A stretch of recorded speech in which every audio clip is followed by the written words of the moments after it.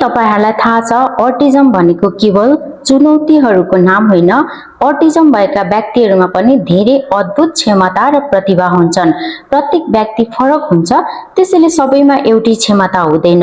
Autism भएको व्यक्तिहरूमा हुने क्षमताहरू एक्सिलेन्ट मेमोरी, धेरै कुरा लामो समयसम्म सम्झने क्षमता, अटेन्सन टु डिटेल, अरूले छुट्याउने साना परिवर्तन पनि सजिलै देख्ने, अनेस्टी, स्पष्ट, सच्चा र विश्वासिलो व्यवहार, डीप फोकस, मनपर्ने विषयमा लामो समयसम्म ध्यान दिन सक्ने, क्रिएटिभिटी, नयाँ तरिकाले सोच्ने र सिर्जना गर्ने क्षमता, लजिकल थिंकिङ, तथ्य र तर्कमा आधारित समस्या समाधान गर्ने, भिजुअल लर्निङ, तस्बिर, चार्ट र भिडियोबाट प्रभावकारी रूपमा सिक्ने, प्याटर्न पहिचान गर्ने क्षमता, संख्या, आकृति वा संगीतका ढाँचा छिट्टै बुझ्ने, संगीत तथा कलात्मक प्रतिभा पनि हुने गर्दछ।